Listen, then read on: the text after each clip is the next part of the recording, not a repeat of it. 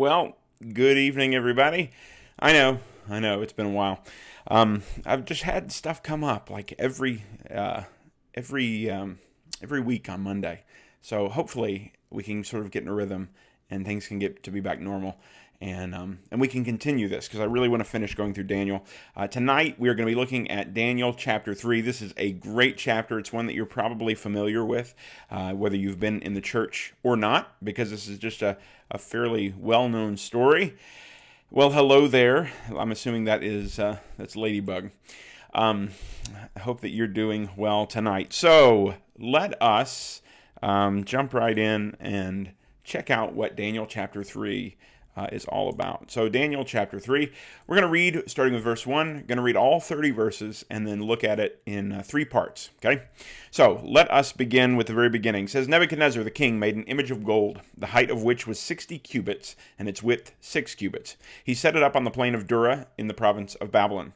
Then Nebuchadnezzar the king sent word to assemble the satraps, the prefects, and the governors, the counselors, the treasurers, the judges, the magistrates, and all the rulers of the provinces to come to the dedication of the image that Nebuchadnezzar the king had set up. Then the satraps, the prefects, and the governors, the counselors, the treasurers, the judges, and the magistrates, and all the rulers of the provinces were assembled for the dedication of the image that Nebuchadnezzar the king had set up. And they stood before the image that Nebuchadnezzar had set up. Then the herald loudly proclaimed, To you the command is given, O peoples, nations, and men of every language, that at the moment you hear the sound of the horn, flute, lyre, trigon, psaltery, bagpipe, and all kinds of music, you are to fall down and worship the golden image that Nebuchadnezzar the king has set up. But whoever does not fall down and worship shall immediately be cast into the midst of a furnace of blazing fire. Therefore, at that time, when all the peoples heard the sound of the horn, flute, lyre, trigon, psaltery, bagpipe, and all kinds of music, all the peoples, nations, and men of every language fell down and worshipped the golden image that Nebuchadnezzar the king had set up. For this reason, at that time, certain Chaldeans came forward and brought charges against the Jews.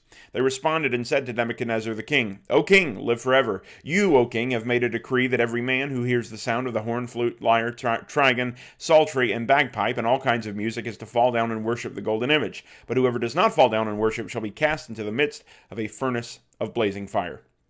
There are certain Jews whom you have appointed over the administration of the province of Babylon, namely Shadrach, Meshach, and Abednego. These men, O king, have disregarded you. They do not serve your gods or worship the golden image which you have set up. Then Nebuchadnezzar, in rage and anger, gave orders to bring Shadrach, Meshach, and Abednego. Then these men were brought before the king. Nebuchadnezzar responded and said to them, Is it true, Shadrach, Meshach, and Abednego, that you do not serve my gods or worship the golden image that I have set up?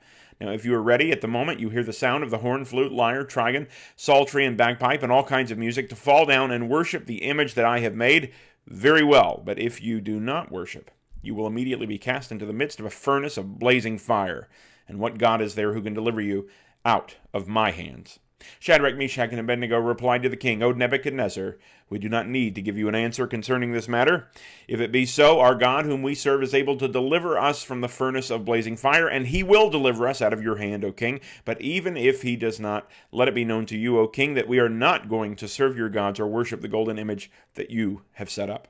Then Nebuchadnezzar was filled with wrath, and his facial expression was altered toward Shadrach, Meshach, and Abednego. He answered by giving orders to heat the furnace 7 times more than it was usually heated. He commanded certain valiant warriors who were in his army to tie up Shadrach, Meshach, and Abednego in order to cast them into the furnace of blazing fire. Then these men were tied up in their trousers, their coats, their caps, and their other clothes, and were cast into the midst of the furnace of blazing fire. For this reason, because the king's command was urgent and the furnace had been made extremely hot, the flame of the fire slew those men who carried up Shadrach, Meshach, and Abednego. But these 3 men, Shadrach, Meshach, and Abednego, fell into the midst of the furnace of blazing fire, still tied up.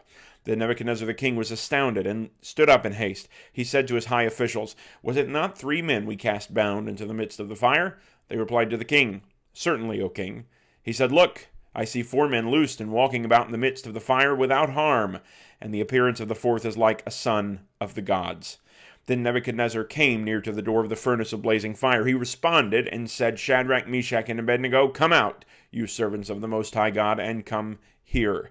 Then Shadrach, Meshach, and Abednego came out of the midst of the fire. The satraps, the prefects, the governors, and the king's high officials gathered around and saw in regard to these men that the fire had no effect on the bodies of these men, nor was the hair of their heads singed, nor were their trousers damaged, nor had the smell of fire even come upon them.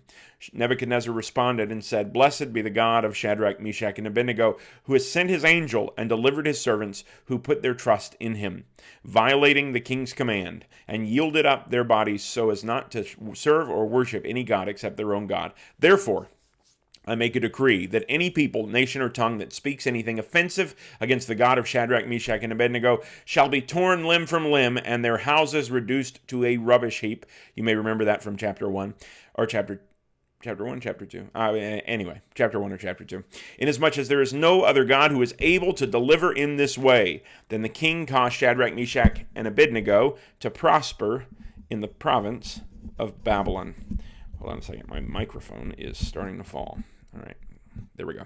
Okay, so there is Daniel chapter 3, verses 1 through 30. Again, familiar story, right? Shadrach, Meshach, and Abednego, the three Hebrew boys thrown into the fire, and lo and behold, there are 4 men in the fire. There's been songs about it. There's been VeggieTales cartoons about it. I mean, this is a very well-known story.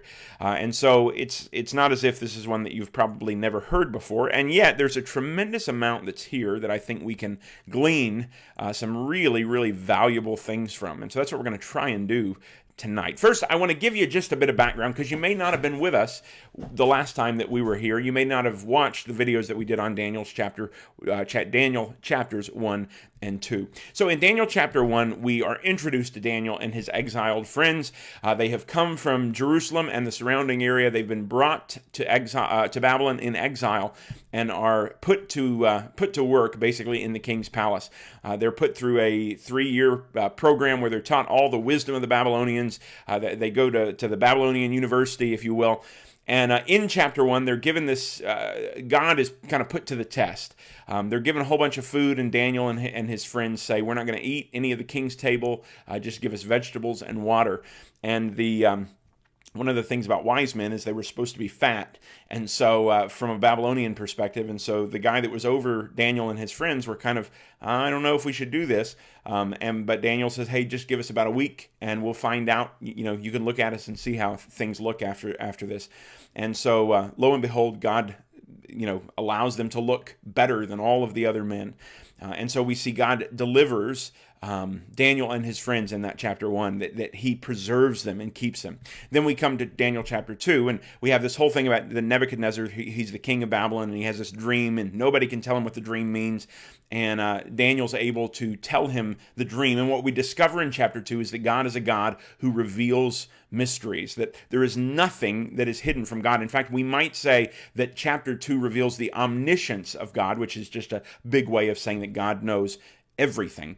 And if chapter 2 reveals the omniscience of God, then chapter 3 reveals the omnipotence of God, which is just a big way of saying that God can do anything, that he is all powerful. So if you'll remember from chapter 2, the dream that Nebuchadnezzar has and that he needs Daniel to interpret for him is a dream of a great statue, a big figure that's made of all these different metals of gold and silver and bronze and iron and clay.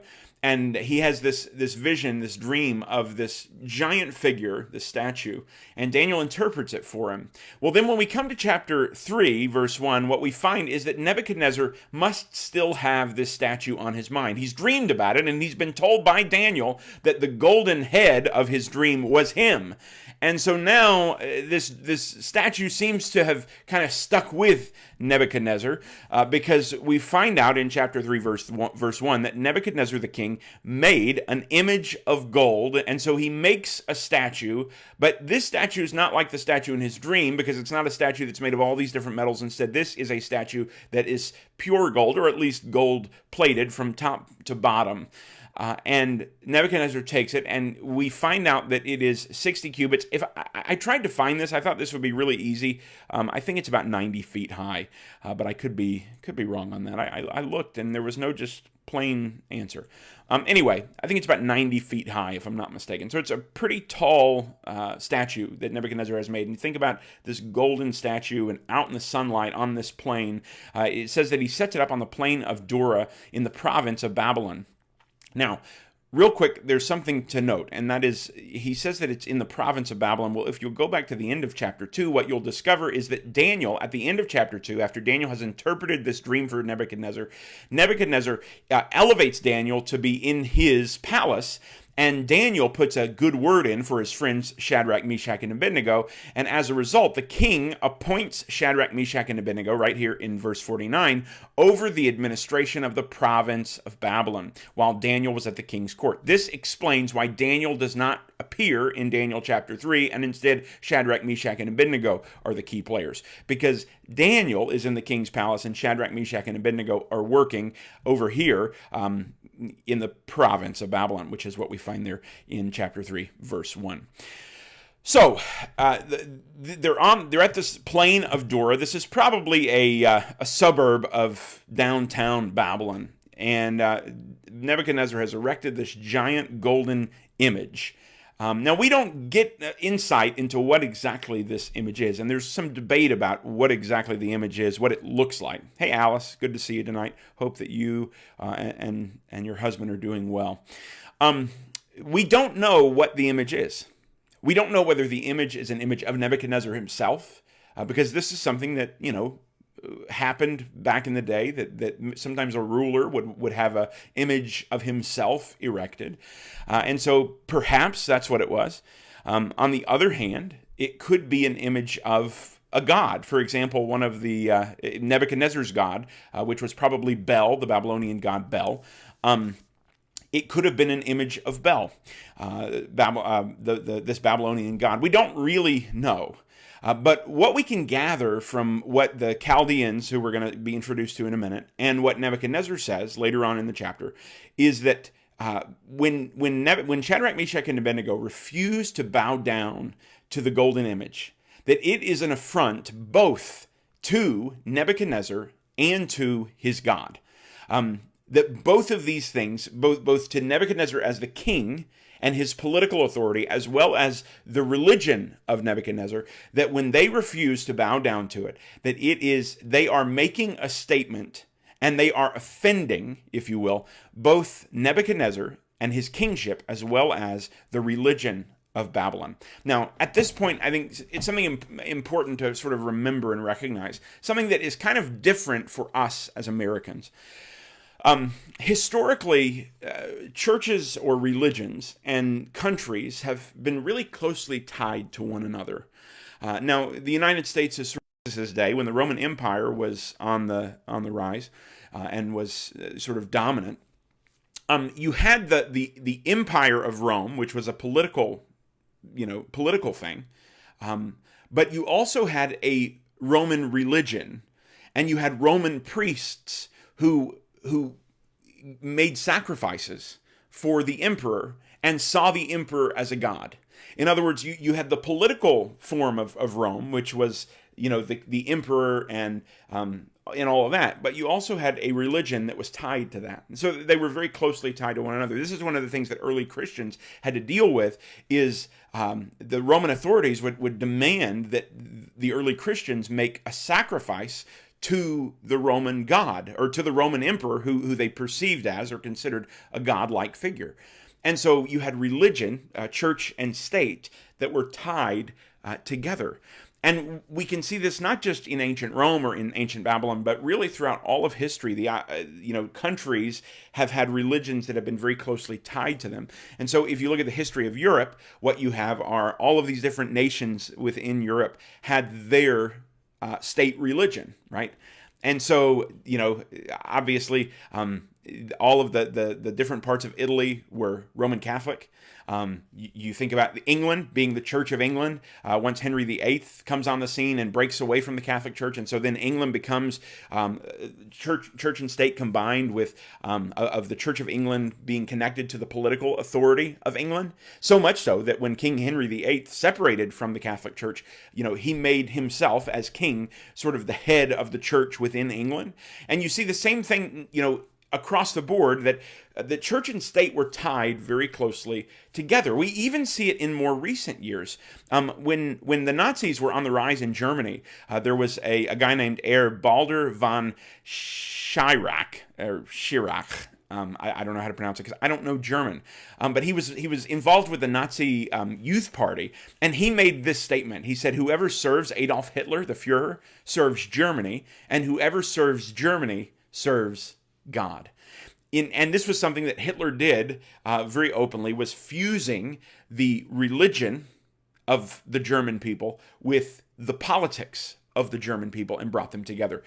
And we see this even in nations that are, on the face of it, secular or non-religious. For example, in Russia, in Soviet Russia, you weren't allowed to be any other religion but atheist, right? And so when we think of atheism, we don't necessarily think of a religious view, and yet here's a state, the state of Soviet Russia, that demanded a particular religious view that was connected to it. And the same could be said of China with their demand that the Chinese be atheist. And so you have this fusion again of a religious ideology with a political ideology and brought together. This is the history of states, of countries. Is countries try to bring a religious component, religious beliefs into the state and demand that all of its citizens believe and practice a particular religion, whether that religion is Catholicism or atheism or anything in between, right? So this is just something that we see throughout. And in fact, I would argue, this is one of the things about the book of Revelation, how this ties into. In Revelation chapter 13, there is this whole image of these beasts and a dragon, and it opens up with a dragon, and then there's a beast that shows up, and then there's another beast that shows up and says that he pays homage to the first beast, but really he's paying homage to the dragon. And I don't have time to get into all that chapter, but I think what John is painting a picture of is that Satan is behind these wicked world rulers, and the political, sort of rulers are the first beast, and then the religious component is that second beast. And like I said, we could get into that and look at it, but we're not going to right now. I only bring it up because it makes the same point that we see here and that we see elsewhere throughout history, that countries want to be God. And this is one of the reasons why nations have this tendency to tie a religion to themselves, because they're wanting power over people, and they exercise that power not just through political institutions but also through religious institutions. Nations long to be God. I think this sort of ties into that whole, that well-known quote that power corrupts and absolute power corrupts absolutely. That when you give a country power, it wants more and more, and ultimately it wants ultimate power. And what is ultimate power? It's godlike power. And so nations have this tendency to want to become godlike in the lives of their citizens. And so this is what we really see here, that the religion of Babylon and the political, sort of aspect of Babylon are fused together. And so that is what this statue represents. It is this idol that is not just a religious thing, but it is a political thing. And we're going to see that coming out when Nebuchadnezzar talks about it here in a minute. Because when Shadrach, Meshach, and Abednego are unwilling to bow down, it doesn't just offend Nebuchadnezzar's gods and religion, it offends Nebuchadnezzar the king and his political authority. So this is what's taking place. So in these first 7 verses, we have this image that's been set up in the plains, and then we have this very interesting thing where it repeats these words again and again and again. The satraps, the prefects, the governors, the counselors, the treasurers, the judges, the magistrates, and all the rulers of the provinces were assembled for the dedication of the image that Nebuchadnezzar the king had set up. And so Nebuchadnezzar has set up this giant image, again representing probably Babylon and both the political and the religious aspects of Babylon fused together. And he's got everybody there. He's got all of the important people. These are the wealthiest people. These are the most powerful people. These are the smartest people. You've got anyone with any authority whatsoever is in this list. Anyone with any kind of wealth is in this list. He's got everybody who matters in Babylon out in front of this image. Or at least everybody that's in this province, in this area. They're all assembled. See, all the rulers of the provinces were assembled for the dedication of the image. So here they all are. These are the smartest guys, most powerful guys, most wealthy guys. And he says, he's got this herald, right, who announces to the people, listen, when you hear all of these instruments, the horn, the flute, the lyre, the trigon, the psaltery, the bagpipe, all kinds of music, you fall down and you worship the golden image that Nebuchadnezzar the king has set up. Now, for a minute, just think about this. Here you have the most powerful, the most wealthy, the most intelligent, the wisest people in all of this area who are all out here in this field looking at this giant golden statue. And you have all these instruments, so you got like an orchestra almost. And they play this music. And the minute they play this music, you have all of the wealthiest, the smartest, the most powerful people in the area bow down to a giant piece of gold, piece of metal, and worship it. And we're told in verse 7 that everyone does it. Therefore, at that time, when all the peoples heard the sound of the horn, flute, lyre, trigon, psaltery, bagpipe, and all kinds of music, all the peoples, nations, and men of every language fell down and worshiped the golden image that Nebuchadnezzar the king had set up. And so you have all of these people who are the smartest, the wealthiest, the most intelligent, the most powerful, and they're all bowing down to this piece of metal and worshiping it just because King Nebuchadnezzar told them to. What an absurd thing to do, right? And yet, it's something that we are tempted to do on quite a regular basis. Now, we might not be tempted to bow down to a literal piece of metal, but we are tempted every day to bow down to cultural idols, to idols that our culture, that our country and our country's religion, our culture has erected and said, these are the things that you need to value. These are the things that you need to worship. These are the things that you need to bow down to. And when I say bow down, you bow down. And everybody, for the most part, just goes along with it. We might ask the question, why? Why do all these people, these smart people, these wealthy people, these powerful people, why do they all bow down and worship this giant piece of metal? And one of the answers is pretty simple, because Nebuchadnezzar has told them that if they don't, in verse 6, whoever does not fall down and worship shall immediately be cast into the midst of a furnace of blazing fire. And so he's threatening to kill them. But here's the thing, you've got a whole lot more of them than you've got of him. And what would have happened if they would have all just said, no, we're not going to do this because this is stupid, Nebuchadnezzar? I mean, would he have been able to kill them all? After all, these were all the smartest, wealthiest, most powerful people in the land. So would he have been able to kill them all? Well, probably not. And so, yeah, one reason that they're all willing to do it is because they're being threatened. But another reason is that nobody else is willing to stand up. And so you've got a whole group of people who, even though they're the smartest and the wealthiest and the most powerful, when everyone else is doing it, it's really hard to take a stand. It's hard to stand up, and it's hard to stand out when we are the only ones there, when we're sort of pushing against the cultural grain. It is hard to take a stand on some of these cultural issues of the day when we know that we're going to get blowback and we're going to get accused and we're going to get confronted and we may even get canceled. And that's essentially what was going to happen to any of these guys who were willing to stand up and say, no, I'm not bowing down to a giant piece of metal just because Nebuchadnezzar said so. I'm not going to do it. If they would have decided, if anybody would have decided, as we'll see here in a minute, to not do this, then they would have gotten a whole lot of fingers pointed at them. They would have been accused of a lot of things. They would have had to confront these people, their peers, these people who have authority over them, and they would have been threatened. And they would have had to try and defend themselves. And what do you say? And how do you explain yourself? And how do you defend yourself? And you would have been, threatened, not just to be canceled, but to be killed. So this is really, when you read chapter 3, verses 1 through 7, what you find is a powerful parallel to our own culture. I mean, this is a valuable story, I think, for us to reflect on, because in a lot of ways, it is the world that we are living in. We live in a culture and in a world that wants us to bow down to its ideologies, to its beliefs, to its values, to its practices. And if we don't bow down to those beliefs and values and practices, then what's going to happen? Well, we might not be thrown into a literal furnace of blazing fire, but we will get thrown into a metaphorical one. And we will have to face all kinds of accusations, and we will have to face people who point their fingers at us and maybe even try and do us physical harm. I mean, that's not outside of the realm of possibility.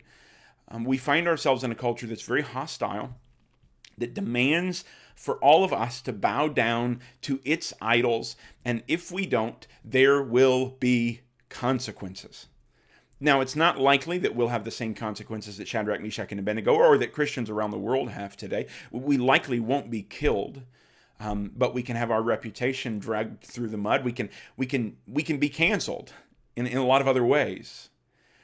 And so this is the situation that we're in. Only today we're not facing an idol of gold. We're facing the idol of abortion or homosexuality or transgenderism or any number of those sorts of isms, those cultural war type things that we talk about a lot and that Christians, get frustrated with, and that we look at and we think, I'm not bowing down. This is insanity what we're living in the midst of.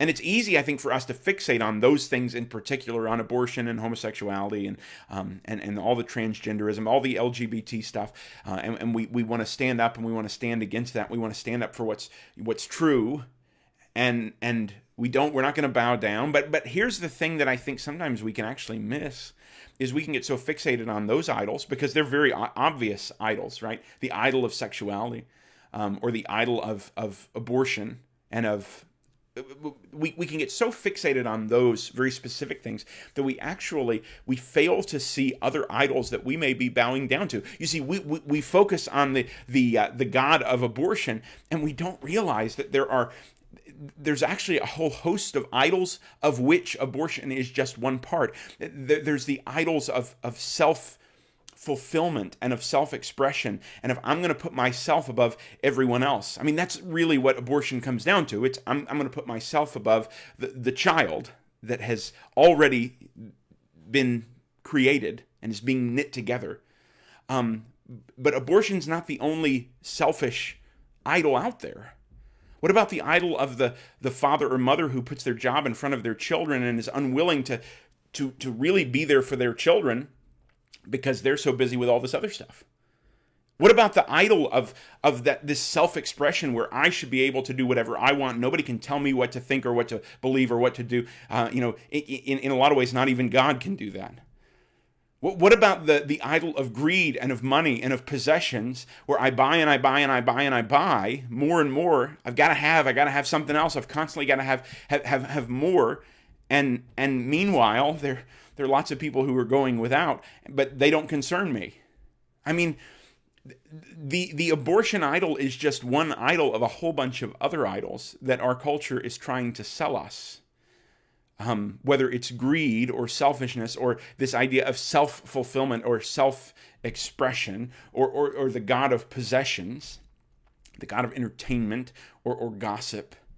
And yes, I would agree that there is a gradient, if you will, that there are actually, and I know some people don't agree with me here, but there are some sins that are worse than others, but all sins are deadly, and all sins threaten to separate us from God if left unchecked. And so we've got lots of idols that our world is trying to throw at us, and we need to look broadly at all of them and not only focus on one, or think about the LGBT stuff. That has certainly an idol in our culture that our culture wants us to bow down to. But there's actually a lot of other idols that are related with the whole idea of sexual immorality. Or we like to talk about the whole, especially back in the day before gay marriage was legalized, we focused on gay marriage, and that was an idol, still is. It's an idol that the world and the culture wants us to bow down to. But what about the idol of divorce, just at the drop of a hat? That's also an idol that the culture wants us to bow down to. And some of these idols, even the church culture wants us to bow down to. And say, well, this isn't that big of a deal, or this is okay, or we can go along with this, or we can worship this thing along with God. What about the whole idol of sexual immorality, of pornography, and of just having sex with whoever and whenever and however I want? I mean, all of these are idols that our culture wants us to say, hey, you have to bow down and you have to be willing to bow down to this and recognize this as a good thing, as a wonderful thing. What about the idol of news, of always having to know what's going on and be up to date and all of this? I mean, that can become a major idol in a person's life. Listen, our world is filled to the brim with idols, and our culture wants us to bow down to all of them and be willing to say, hey, this is a wonderful thing. It wants us to worship those idols. It wants us to have no issue with those idols. And that's where Shadrach, Meshach, and Abednego found themselves. But they do not fall down and worship those idols. Instead, what do?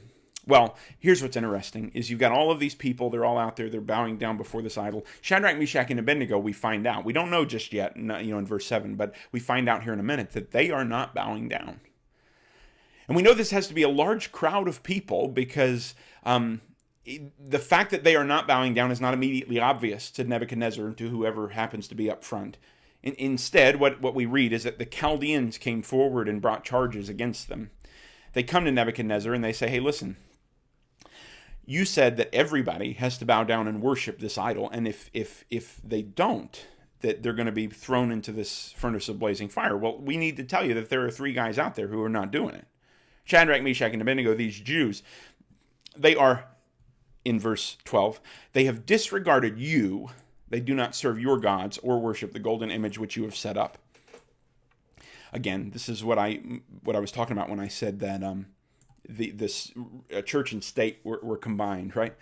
By refusing to bow down, they're not just offending his gods, they're also offending him as king, his political authority. So they're offending both.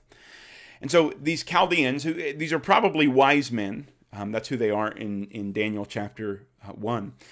These are probably, or Daniel chapter 2 rather, these are probably wise men. They're probably people who, Shadrach, Meshach, and Abednego, they're both vying for the same jobs, the same positions. And as a result, the Chaldeans, these wise men, are thinking to themselves, hey, we can get rid of 3 potential, opponents right here and free up some of the space so that we'll be able to advance in our career a little more easily. And so they come to Nebuchadnezzar and they make their accusation.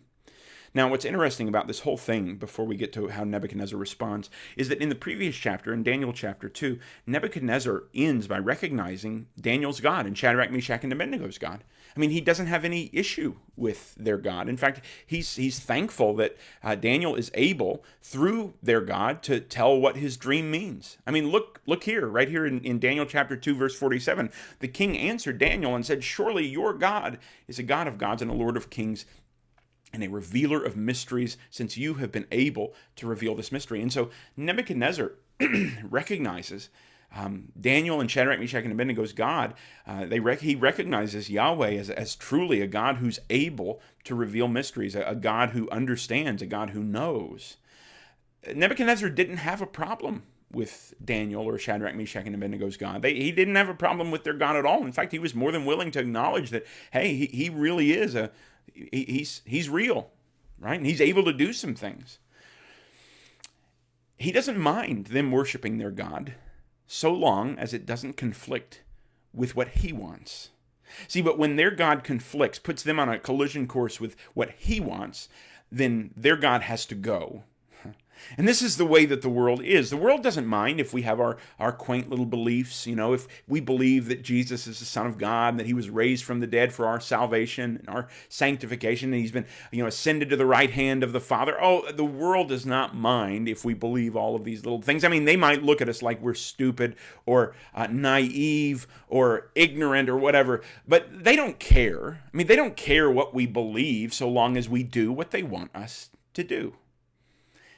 And that is where we, again, find ourselves today. The world has erected all of these little idols all around us, whether it's the idol of greed or of sexual immorality or selfishness or self-fulfillment or self-expression, or you name it. The world has erected all of these idols, and it has sounded the trumpets and the psalteries and all these instruments and made this beautiful music and said, hey, everyone, you need to bow down to the idols that we've made. And when the Christian says no, all of a sudden, then our beliefs become a problem. But it's not until they demand something that we refuse to do.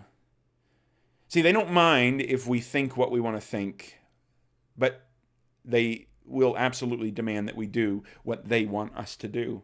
This is what we've seen over the past 10 years or so with all of the with all of this cultural war stuff. In fact, just today, I don't know if you saw it, but there was news that Bethany Christian Services, which is an adoption agency, announced that they are going to begin working with LGBT families, helping these families adopt children, something that previously they had resisted because they felt like it went against their conscience as Christians. And look, the world doesn't care for them. I mean, they can believe that all they want, but hey, once they make the demand, once the world makes the demand that this is what you've got to do, they can still believe it, but they're going to fall in line and they're going to bow down and do what the world wants them to do. Look, when conflict arises in our culture, in our world, we are faced with a choice. Just like Shadrach, Meshach, and Abednego. They very easily could have said, well, we'll go ahead and bow down, but in our hearts and in our minds, we're going to believe that God is God and that this idol means nothing. But Shadrach, Meshach, and Abednego understood that what we do with our bodies reflects what we believe with our minds. And if the culture begins to get us to do things with our bodies, it will eventually get us to change our minds. In fact, I believe that's exactly what's happened over the past 40 or 50 years in our culture, that our culture has gotten us to change the way we do certain things, and it's actually changed the way that we believe certain things. So how do Shadrach, Meshach, and Abednego deal with this cultural pressure to conform and to do what the king and the culture wants them to do? Well, we find the answer here in verse 16, 17, and 18. See, Shadrach, Meshach, and Abednego were brought before Nebuchadnezzar, and the king says, hey, listen, you are going to bow down to this golden image that I've made. And they reply with these words, O Nebuchadnezzar, we do not need to give you an answer concerning this matter. And there's our first thing. This is the first thing that we need to do when we're faced with a culture that wants us to conform, is we first recognize that the culture does not have authority, that nobody in the culture has authority over us, that God is the only one with authority. They say, listen, we don't even need to give you an answer concerning this matter. The reason they don't need to give an answer concerning this matter is because they don't answer to Nebuchadnezzar. They don't answer to Babylon. They answer to God and to God alone. God is the only one who has authority over them. And in fact, what they understand and what Nebuchadnezzar doesn't is that God not only has authority over them, God has authority over Babylon. And so they are, from the beginning, from the get-go, they are presupposing that God is the one with all authority. In fact, this is what Jesus says over in Matthew chapter 28 when he sends his disciples out. He says, all authority in heaven and earth has been given to me. Jesus is the one with all authority. Our culture doesn't have any real authority, and any authority that they think they have, they only have because of the grace of God. And so the first thing we need to recognize whenever the culture wants us to conform is that the culture has no authority over us. Yeah, they may be able to do some things. They may be able to cancel us and hurt us and even kill us, but they have no real authority over us. God is the one who has the authority. That's what Shadrach, Meshach, and Abednego understand here in verse 16. Then they say this, if it be so, our God whom we serve is able to deliver us from the furnace of blazing fire, and he will deliver us out of your hand. They say he is able and he will. This is a tremendous amount of confidence that Shadrach, Meshach, and Abednego have when facing a man who has the seeming authority to kill them. But again, remember, they understand that the real authority belongs to God, not to Nebuchadnezzar. And so they say, listen, our God is able. He has the real authority. He's got the real power. Our God is omnipotent. He's powerful. And so it doesn't matter what you think you can do, Nebuchadnezzar. Our God is able to overrule you, and he's able to vindicate us. And even if you throw us in, he's able to save us and resurrect us.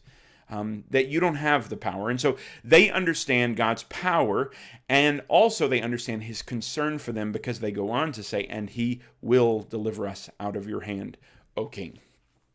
Their understanding of God, see, they have a very clear understanding of who God is, and because of this leads them to this tremendous confidence in him, in both his power and his love for them. He's able and he will. He's powerful and he's loving. And so this is, again, something that we need to be practicing. And it's one of the reasons we need to get in Scripture, we need to read, we need to reflect, we need to pray, because the more we understand who God is, the more we see him, the greater appreciation we'll have of his authority, his power, and his love. And the more we walk with him, the greater appreciation we'll have of his authority, his power, and his love.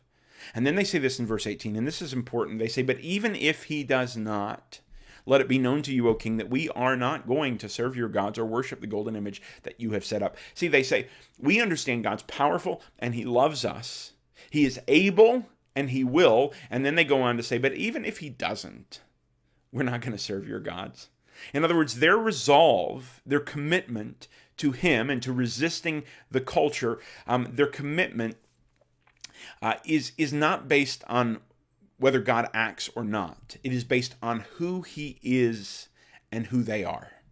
And so whether God delivers them in this moment or whether he chooses not to is not going to determine whether they're faithful or whether they are not.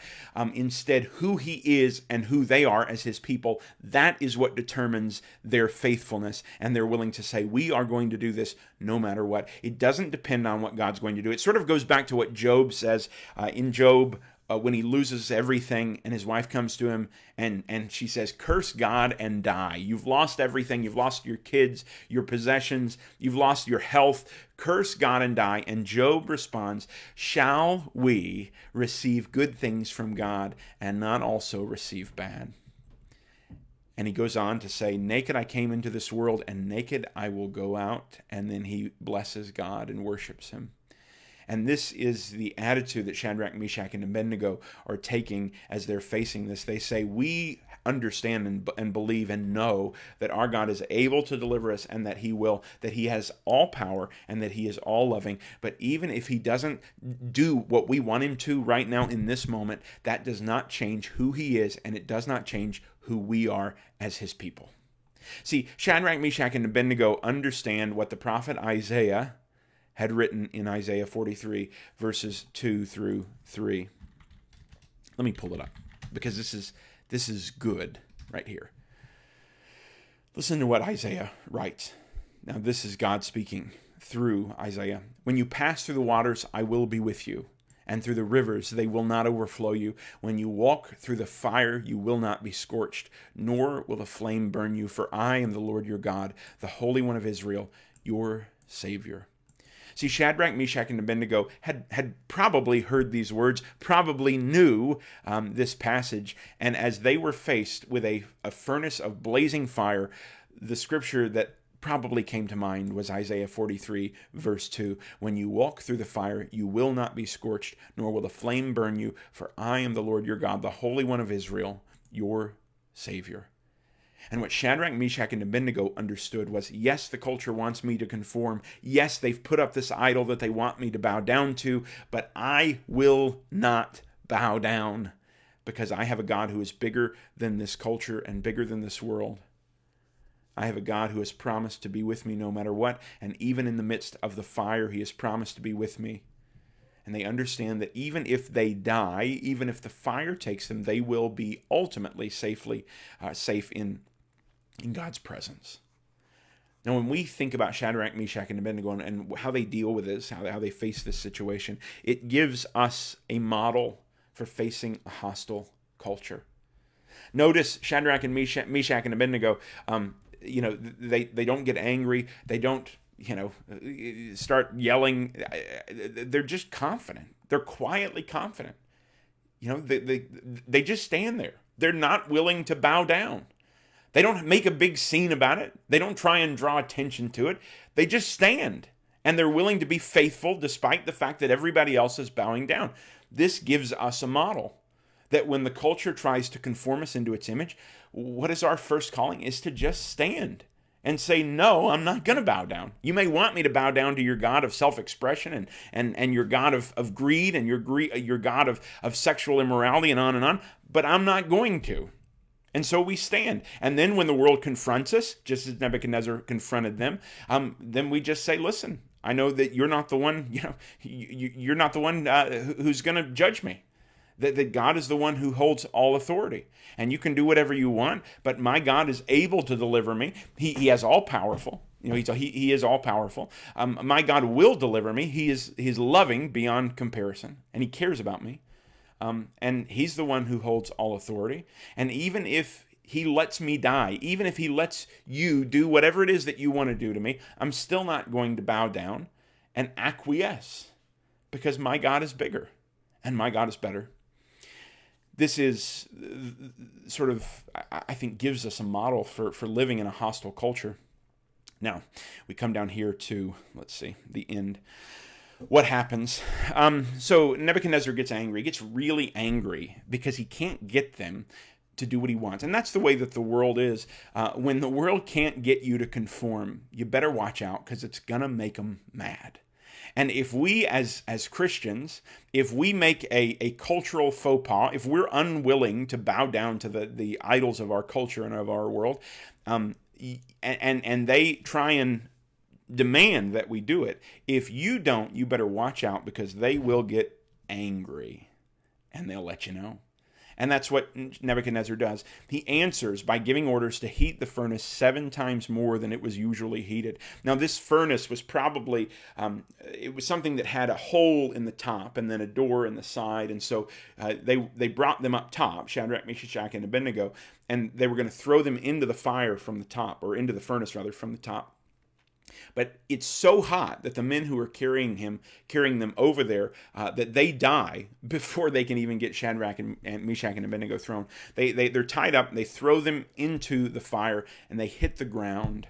And Nebuchadnezzar and his friends are looking in from probably a door on the side. They've probably got it open so they can see, because I'm sure Nebuchadnezzar is ready to take some pleasure in watching as these men scream and moan, and he watches them burn alive in this furnace.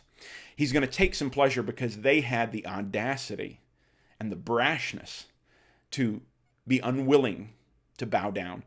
And Nebuchadnezzar is ready to see them suffer. And they end up in the furnace. But if you'll keep reading, what you'll find is that Nebuchadnezzar the king is astounded.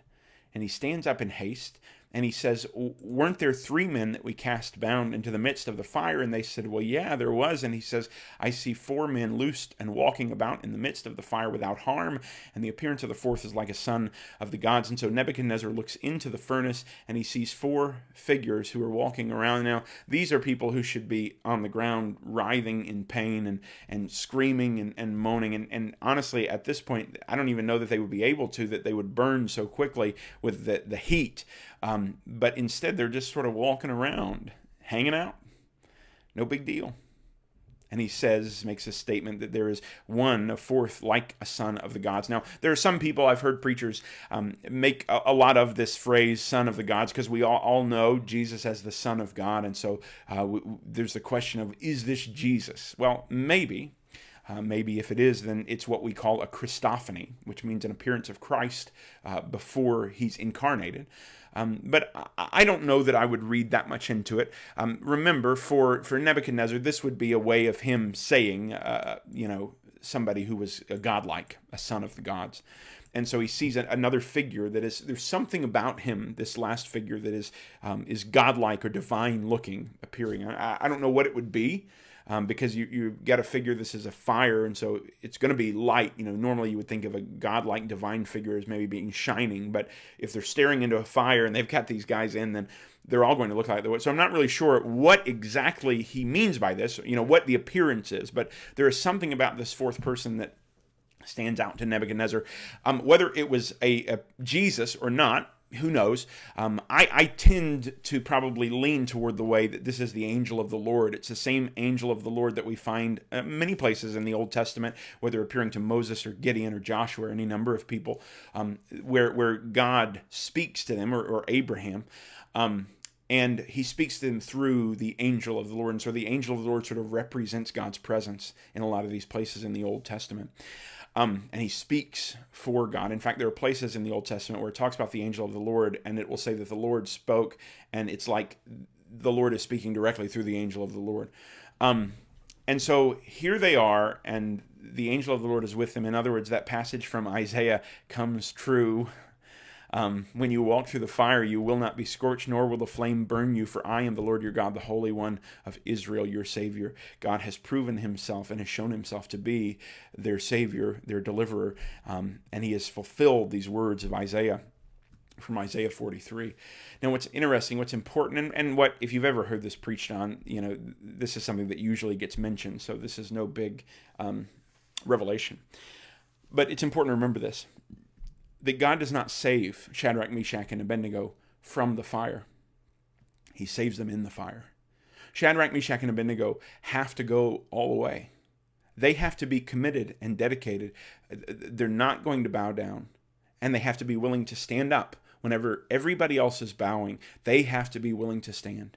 But that's not all. They have to be willing to be confronted and threatened and still not budge. And then they have to be tied and carried up and thrown into the fire. And at any one of these points, Shadrach, Meshach, or Abednego could have stopped and said, "Hey, listen, I'll just do it. I'll just do it. So I don't want to go there."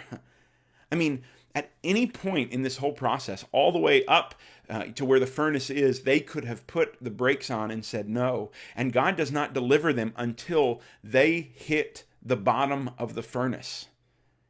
Now, when they're being brought up to the furnace and prepared to throw in, there had to be something in them that thought, maybe this is it. Maybe I'm going to have to rely on resurrection, because maybe this is the end of the line for this life.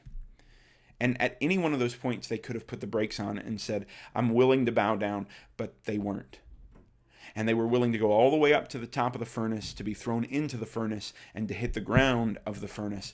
They had to be in the fire, and it was in the fire that they were delivered and that they were saved. And the same is true of us. God has not promised that we will be spared from every trial. In fact, the New Testament makes it clear that if we are believers and followers of Jesus, we will be persecuted, and we will suffer, trials and problems, and we'll find ourselves many times in this life, we will find ourselves being thrown into the fiery furnace.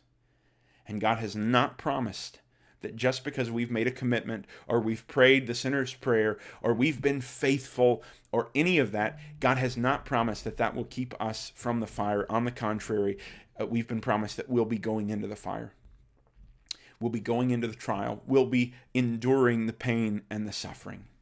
But here's the thing that we remember, that just as the fourth man, just as the one who represented God's presence, whether it was the angel of the Lord or whether it was a pre-incarnate Jesus, just as the Lord was with them and walking with them and delivering them in the fire, so too Jesus has not just delivered us from heaven, but he has stepped into this world. He has stepped into our pain and our suffering. He has gone to the cross himself and suffered not just disdain from other people, not just being mocked and made fun of, not just opposition from a culture who hated him. He's not just suffered all of that, but he suffered physical suffering, being nailed to a cross, and ultimately he has suffered death itself. Christ has come and has entered into our suffering and walks with us in the fire. That is the cross. It is Christ entering into our world and suffering with us so that the fire can no longer take us. So that when we walk through the fire, as Isaiah said, we will not be scorched, nor will the flame burn us. Now, that doesn't mean that we won't be hurt. It doesn't mean that we won't suffer. It doesn't mean that we won't die. But what we know is that there is a resurrection that awaits. And just as Christ has been raised, so too will we. Christ has suffered so that we might be redeemed, and so that even in our suffering, we do not suffer alone, but we suffer alongside of the suffering servant named Jesus. And as we come to the end of this chapter, what we find is that, yet again, Nebuchadnezzar sees what's taken place, and he begins to glorify God. In verse 28, Nebuchadnezzar responded and said, "Blessed be the God of Shadrach, Meshach, and Abednego." Who has sent his angel and delivered his servants who put their trust in him, violating the king's command, and yielded up their bodies so as not to serve or worship any god except their own God. Therefore I make a decree that any people, nation, or tongue that speaks anything offensive against the God of Shadrach, Meshach, and Abednego shall be torn limb from limb, and their houses reduced to a rubbish heap, inasmuch as there is no other God who is able to deliver in this way. The king glorifies the God of Shadrach, Meshach, and Abednego because Shadrach, Meshach, and Abednego are faithful. And I believe that our greatest testimony is faithfulness. Is faithfulness even when suffering arises, even when everything is against us, is faithfulness. This is what throughout the years, throughout the centuries, that has stood out about Christians, and it's been one of the primary drivers of people coming to faith in Jesus, is people have seen the way that Christians have suffered and been willing to go to whatever lengths it took to be faithful to God, and people have been so struck by that they've wanted to know more about this God who is able to save and deliver. And I believe that that is what we need today as Christians. We need to be committed and dedicated and faithful. And even when the problems come and the trials come and the fire comes, we continue to walk with him because he has promised to be with us no matter what, and because ultimately in that the world sees what Christ has done. That is Daniel chapter 3. I hope that it was an encouragement, and I would encourage you to continue to maybe give it another read and see if anything else jumps out at you. And if you got any thoughts or any questions or anything else, just leave a comment so that maybe we can talk about it next time. I hope and I pray that you have a wonderful and a blessed evening, and I look forward to seeing you again soon. Hopefully next Monday at 7 o'clock. God bless you.